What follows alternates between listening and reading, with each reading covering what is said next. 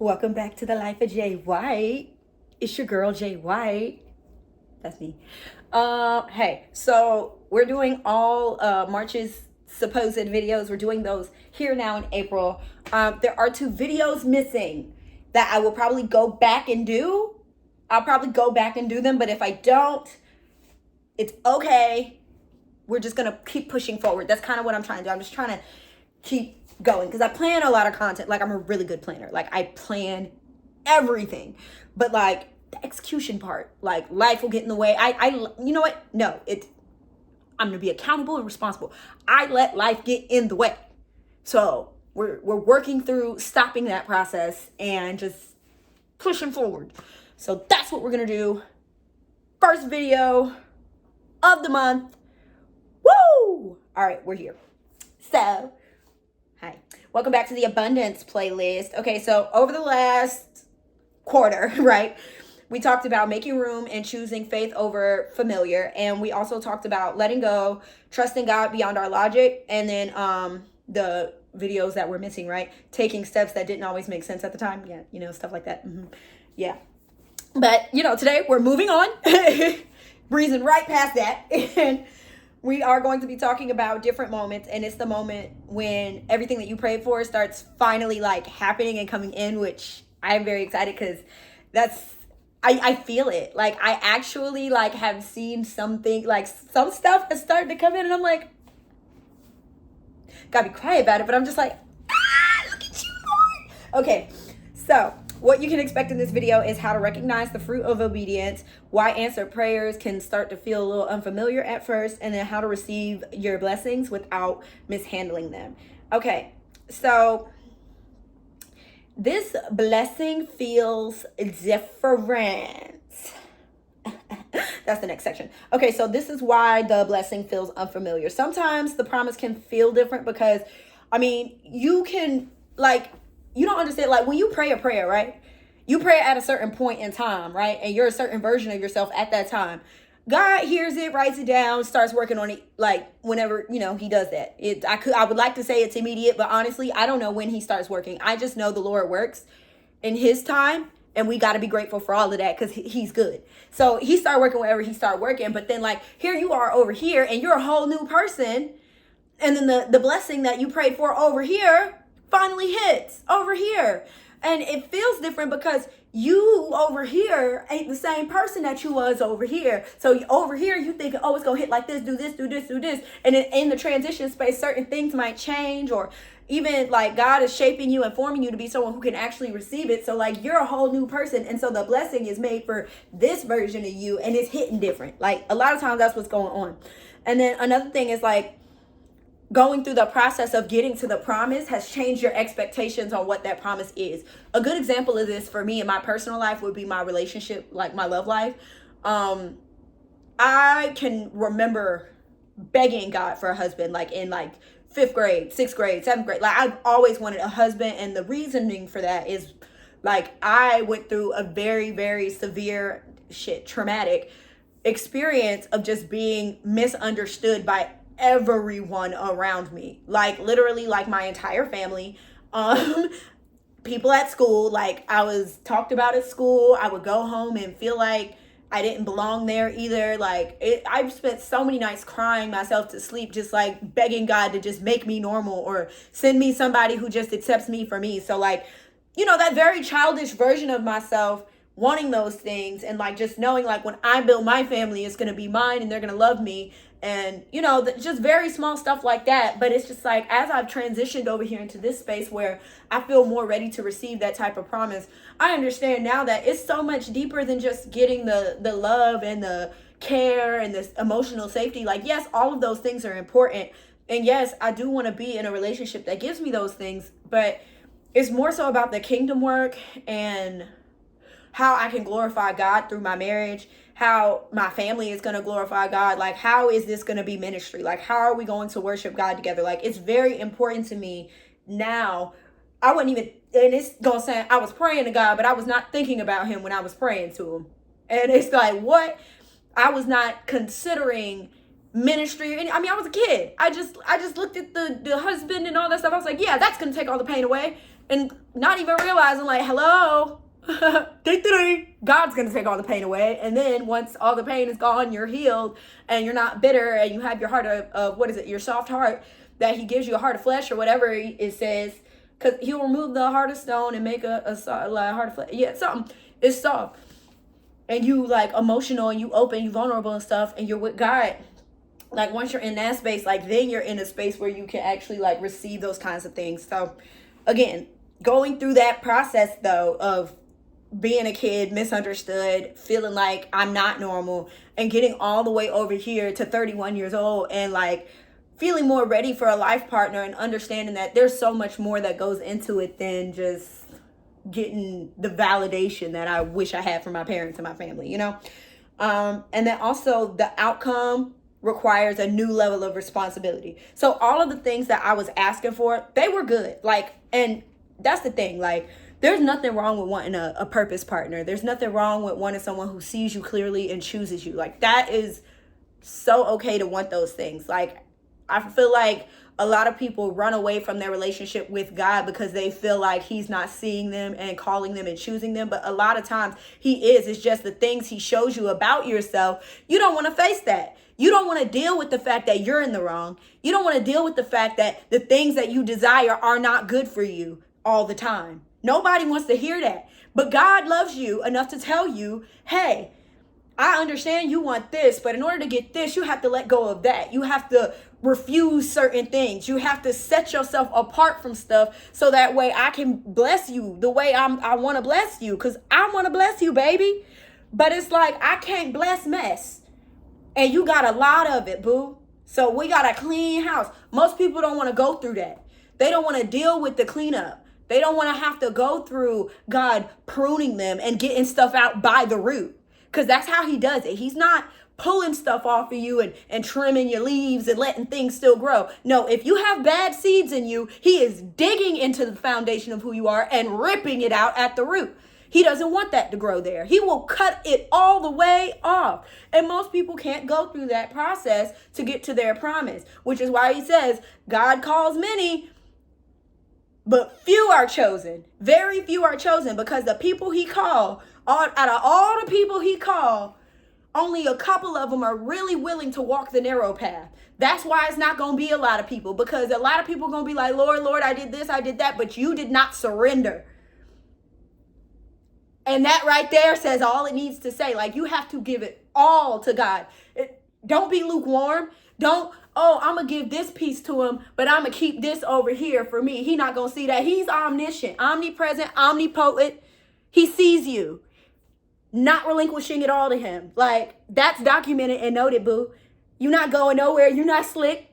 You're not, like, baby, you're missing. So the blessing doesn't just arrive. You have to become a person who can carry those things, okay? So that's why it's going to feel unfamiliar or a little different when you start receiving those things, because you have to be the kind of person to carry it. And then on top of that, your mindset, when you, like I said, the whole mindset shift of when you prayed versus when you received, complete two different people. They should be two different people. If you are not two different people from the time you pray about something to the time you receive a thing, you need to ask yourself if it's a counterfeit. Because a lot of times it's like, you know, the enemy will send you a counterfeit blessing, right? Counterfeit promise to get you to throw away the one that God's giving you. That'll happen. And so you got to be discerning and careful about that. Okay. The danger of mishandling the promise. Okay. So just because God is giving trust, matter of fact, just because God is trusting you with the answer to the prayer, right? He's giving you the answer prayer. He's trusting you with that. That means you still have to steward this well. If you do not steward your answer prayers well, do you not know he will take it away from you and give it to somebody else who will steward it well? Clock it. He's not playing around, especially if the thing he's giving you is one of his children. Oh no, you don't get to play around with God's kids. If God gives you a husband or a wife, you need to steward that person well. If he gives you a friend, you need to steward that person well. He gives you a client, a business opportunity. Everything that God gives you, you need to steward that thing well. You stop playing in his face. Like, just because he did the thing, like, yes, we're happy. You need to steward it well now. Now you have responsibility attached to it. It's not just, this is why you have to be somebody who can carry the blessing, because the blessing it has a responsibility attached to it. It's not just a free gift. There's no such thing as free lunch. Like, yes, God does give free gifts sometimes, like the gift of joy, grace, peace, understanding, patience, long suffering, like fruits of the spirit. Those are free. That's it. I'm sorry. Salvation, that's free. Everything else, faith without works is dead. You need to steward it well. Okay? So common mistakes are treating things casually. Like, oh, God answered my prayer. Yeah. Whatever. He casually answered. If you don't get up, shout, and run around the church, he just answered your prayers. That means heaven hears you. I don't know if anybody's been in a situation where you just know that heaven knows your name, but I was in one with it was my first thing for the I'm about to put these people out there. I don't normally name drop. Well, let me not. But, I mean, it's not bad. I'm not saying anything bad about them. But really, it was me. I was saying bad stuff about them. I was talking crap about somebody, right? And then they tried to, like, block me from being one of their content creators or whatever. But then my other friend already was in there and was like, actually, she is about to be y'all content creator. F y'all. And so I still got in there. And then, like, immediately after that situation had happened, a verse popped up on my phone and was just like, do not rejoice in front of your enemies. But instead, It said, do not rejoice that you overcame the enemy, but rather rejoice in the fact that heaven knows your name and fought on your behalf. That's what you need to be happy about. And I was like, you know what? You're right. Because I was praying about this and I came to the Lord about this and he changed the outcome for me. That means that he was listening to me and he actively moved on my behalf and actively went ahead of me, right? And put the girl in position to think of me and get me out the situation. I was already on God's mind before I even knew I needed to be. That's the blessing. That's not casual. That is not casual. That's not light work. That is something to be praised. That is worthy of praise. That alone. So when you're in situations like that where God is blessing you, it's not light work. It's a big deal. It matters. Heaven knows your name. You need to rejoice at that. You need to treat that well. You need to be grateful for that. You need to fall on your knees and say, thank you, God, for knowing me and seeing me. Okay? Seeing me. The God who sees. Okay? Like, he sees you. He's watching you. He's over you. Like, he cares for you. He loves you. He is, like, fighting on your behalf. He goes ahead of you. He is a lamp to your feet. Like, don't treat that casually. There's nothing casual about that. The creator of our universe, the entire existing world that we are living in, every breath, every little step you take, like, and he know your name, and he fighting on your behalf. Little old you. Little old you. You know how many people are in this world? And he over here going out here doing special missions, special ops, all for you. That's not casual. Don't do that. Then another thing people do is they think, oh, the promise is here, so my work is done. Your work is just getting started. Baby, everything leading up to the promise was preparation. Okay, you were in boot camp. When the promise gets here, the war starts. You're getting in the field now. You're not in the training room no more. Now you're out here with the big boys. Your work's not finished. You're just getting started. In fact, you were never working. You were prepping. You were training, weightlifting, bench pressing. That's what you were doing. You were never working. Work is over. Please. And then lastly, people forget that the discipline that produced the breakthrough. You all over here celebrating like, yeah, put it around your head like a helicopter. And you forgot about your routines. You forgot about all of the work that you did to get here. How God had you doing like bump, bump, bump, bump, getting the muscle right. And now you're just letting it hang and sag. Yeah, that's right. I'm using my own arms here. Hang and sag. Got your bingo wings flapping in the wind, looking like Stewie jumping off the house. All because you forgot that you still needed to have that discipline and all of those things that you gained in the transition to the promise. Don't be dumb. Abundance is sustained by stewardship. And I just need y'all to understand, faith without the works is dead. And this is why. Because God is trusting you to work.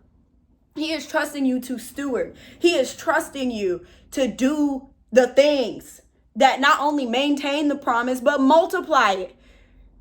Advance the kingdom here on earth. That is what you're supposed to be doing. If you're not able to do that, then why do I need to bless you? I'm sorry. I agree. I agree with the Lord. If you are not able to advance the kingdom of heaven here on earth, why do I need to bless?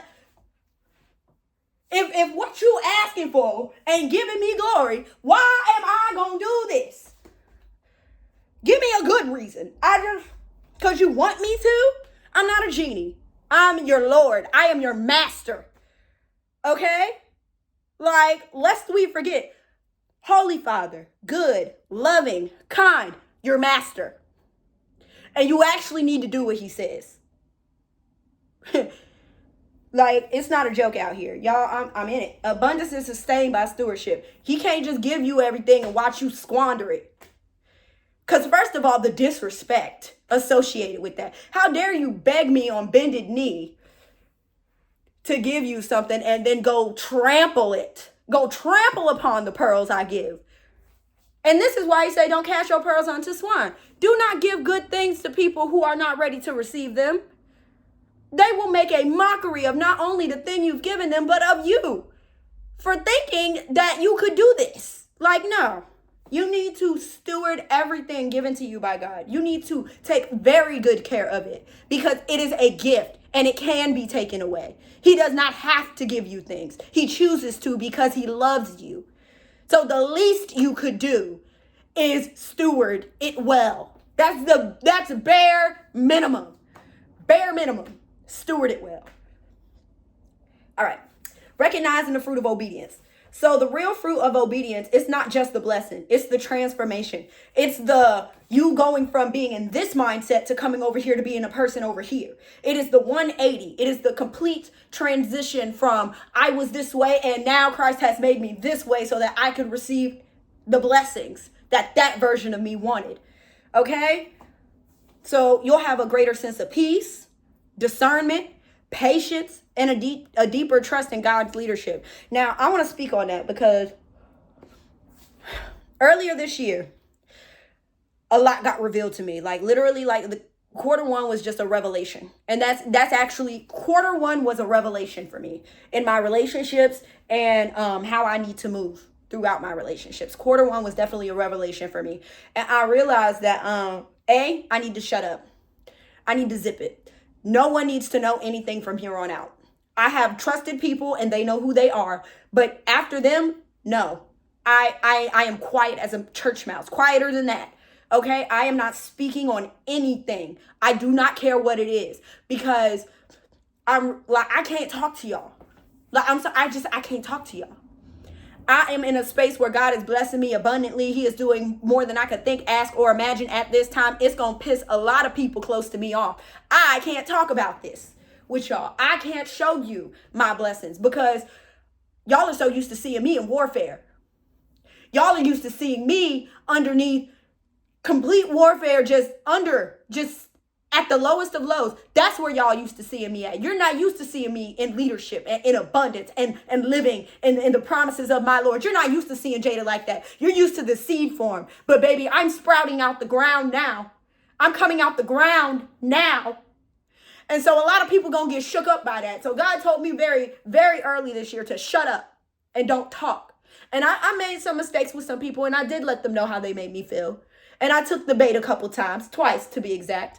You know, and I repented from that. And I'm actively in a season where I'm not taking the bait this time because third time's the charm. But I'm saying I'm putting my foot down and I'm standing by my Father and I'm being still.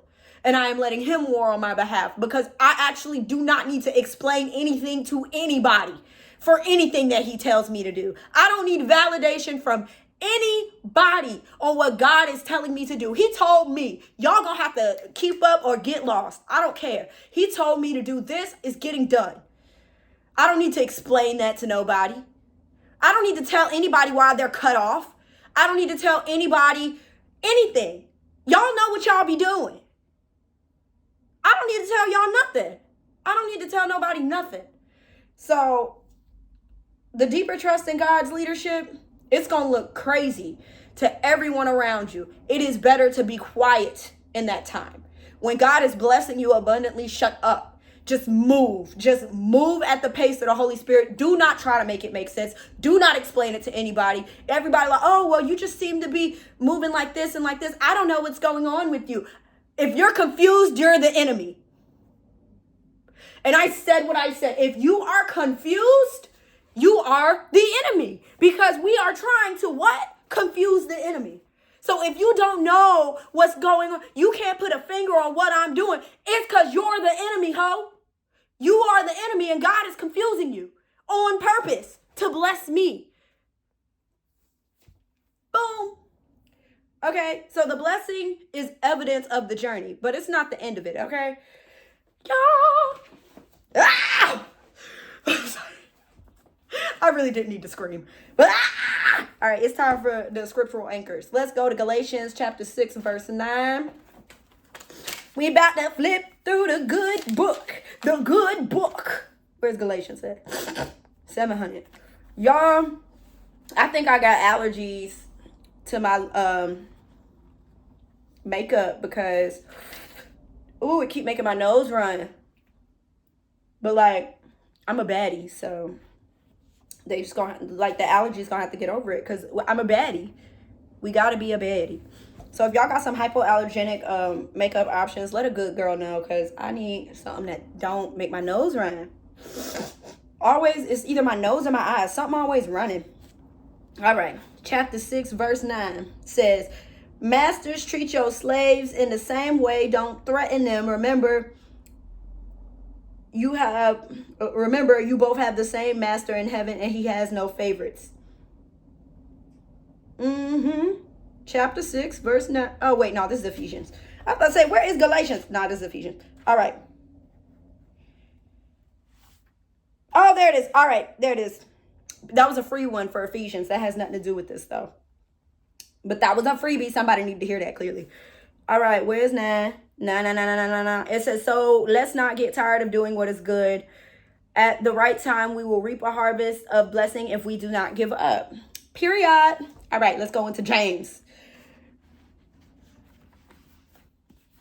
My Shayla. Oh, if you're watching, hey. Hope you're having a great day today, sir. All right, 7:35. And yes, I am single, y'all. I have a Shayla. Don't worry about that. Don't worry about what that means. All right, James chapter 1, verse 17. And yes, it's 17. It ain't 17. It's 7. I'm from Mississippi, baby. It's 17. All right, what he's saying there? The good book says, whatever is good and perfect is a gift coming down to us from God, our Father, who created all the lights in the heavens. Ooh, we got a little asterisk. I love an asterisk. Oh, from above, from the Father of lights. And then some manuscripts read, he never changes as a shifting shadow does. Oh, okay. Period. Okay. And then lastly, we go into Luke chapter 16, verse 10. Lucas! Oh, when I get up there, I'm calling Luke Lucas. That is your name, baby. God gonna get mad at me because I done renamed everybody. Like Abraham. I'm calling him that. When we get into the everlasting life, just Abraham. That's your name. That is your name, sir. That's your name. They gonna get sick of me up there. I promise. They sick of me now. I know I be telling God to put me on a loudspeaker up there. I be like, everybody, hello. It's your girl. I know he got something that can make the voice boom up in heaven. Especially if he gonna come in with a crack of thunder. Like, come on. I be like, put me on a loudspeaker. I need to say hey to my people. Cause I swear, I'm not from here. I'm from heaven. I know I am. All right. Now, chapter 16, verse 10 in the book of Luke says, if you are faithful in the little things, you will be faithful in large ones. But if you are dishonest in little things, you won't be honest with greater responsibilities. And I think that is, that's exactly what God is looking for. A good steward who is honest with even the smallest thing. If God give you a penny, how you going to be a good steward of that? You better go steward that penny, hoe. And then he'll give you a nickel next, and then a dime, and then a quarter. Next thing you know, you're working with dollar bills. Next thing you know, you're working with $5 bills. Now you're working with $10 bills. Now you're working with 20s, 50s, hundos. Like, that's how it works. So here's a practical application for you guys. Ask yourself, what prayers have I seen God begin to answer recently? How has the process changed who I am? I'm gonna do another one too, because it's just like, how has the process changed who I am? But I want to put another piece of gratitude underneath that, because I want you to think about, how did that past version of yourself get you here? Because I need you to thank that version of you. And that's one thing I'm learning to do, is to thank the version of myself that got me here. There's a version of me that got me here. You know, she was warring, she was crying, and she was grinning and bearing it all. But she got me here. She got me right here to this place where I can walk into the things that God has called me to do. I can change my habits, and I can thoroughly and truthfully accept the abundance that is called over my life. And I'm more than grateful to that version of me. And I wish I could go back and just hug her and let her know, like, girl, we're still a baddie. We're still fine. Everything's okay.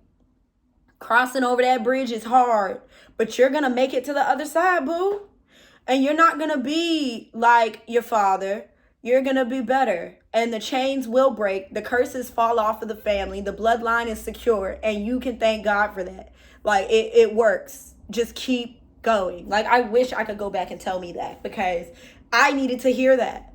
And it's not until I got into this space with myself that I knew, okay, yes, it is worth it. But it's like, when you're warring so much and you're going through so much and nobody helps you, not even the people you think will want to help you or be there for you, like, you're literally just on your own.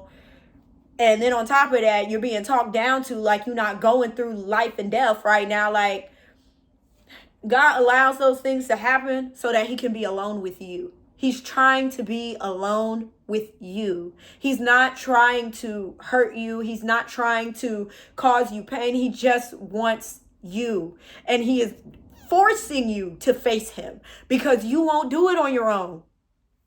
And it's just that simple. You will not go to him on your own. We are sinful by nature, and he convicts you. And that conviction is hard to take. I said it earlier, like, when God loves you, he's going to discipline you. He's going to tell you your shit stinks, boo. And it's funky as hell. Like, he going to tell you that. And he's going to let you know exactly where it's coming from. And he's going to say, but let me clean that out for you. And I don't think people stay with God long enough to hear him say, let me clean that out for you. They hear him saying all the things that he wants to correct, and they just think that he's beating them up. That's not what's happening. He is uprooting things and making room for the abundance of fruit he wants to grow in your life. But just like with plants, you can't grow with dead weight. You gotta let it go. You gotta get rid of all of it, even if it's people. So this is how you do a stewardship check. We go into the next part now.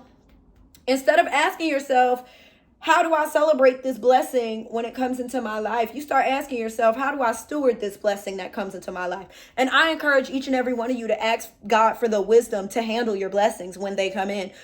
You should be asking God to give you that wisdom before they come, so that way when they get there, you're already moving like it's there. I mean, I am a very big, I completely stand when people are moving as though the promise has come to pass, because that shows God not only your faith level, but it shows your ability to want to steward something. Like me personally, I have a set list of goals and things that I just want to do to make me a better wife, because I know I beg God for a husband, and I'd be damned if I'm not a good wife to that man I prayed for. I will not disrespect the man I prayed for by being less than my best. I would not do that. I cannot do that. So there are things that I am just begging God to rip out of me and take away from me, and like my attitude, like just certain things that I don't do away with this, Lord, so that I can love my man better. Like, that simple. So you need to already be in that mindset of stewardship before it even arrives. And then lastly, the gratitude practice. Spend time acknowledging the process, acknowledge the lessons, acknowledge the growth that made this blessing possible. And again, thank that version of yourself that got you here. Because that's a bad little bitty, and he or she, they put in work. They got it off the muscle. And they did all of that so you could be you. You better thank them. Okay? Gratitude protects your heart from entitlement, because quite frankly, and I got to catch myself like this, because even when I be talking to God, sometimes if I'm immediately frustrated, I'll be like, what I got to say? I thought I was supposed to get it all. Like, and I know, like, I just be venting, and he knows I just be venting. But still, even with the venting and stuff, like, that's not healthy, nor is it respectful. Like, eventually, those things are going to be worked out of me, and he working on it. Getting this attitude off of me. It's hard work, but we're working. Okay, we are working. And the good thing about it is that my heart immediately feels convicted whenever I misstep or say something wrong, and I immediately repent, and I step away from those things. So definitely understand that, like, the entitlement, that can be a thing, and don't get so big. Like, oh, come on, watch out for pride too. When God's blessing you and giving you the answers to the thing, like, watch out for pride, watch out for entitlement. Just watch out for those things that the enemy got. Because you got to remember, like, God made Lucy, what's his name? Hillel. Yeah, his name is like Hillel or something. That's his real name. Yeah, God made Lucy. Yeah, Satan's a title. His name is like Hillel. Like, all the archangels have El at the name because they're supposed to be like really close to God, Elohim. Yeah. So that little MF, he was beautiful. I mean, God just made him gorgeous and just gave all the good stuff to him. Sat him high and everything. Gave him a good job. Priest, worship leader. I mean, he was the man. And guess what? The man got prideful, and that's exactly what led to the fall. So don't you be in that position where God is reconstructing you, reshaping you, remolding you, giving you all of the beauty for your ashes, and now you looking in the mirror like, well, I should sit up there with him then. You will fall every time doing that. Okay? So the key takeaway here is the blessing feels different because you're different. Okay? The process didn't just prepare the promise, it prepared you to carry it. So with all that said, drop one blessing in the comments that you're learning to steward well this season. And next week, we'll be talking about living what you prayed for and actually stewarding the answered prayer. Okay? Like, share, subscribe, save it for reference, send it to a friend. Have a good day. Huh? Yeah. Yeah, have a good day. Bye.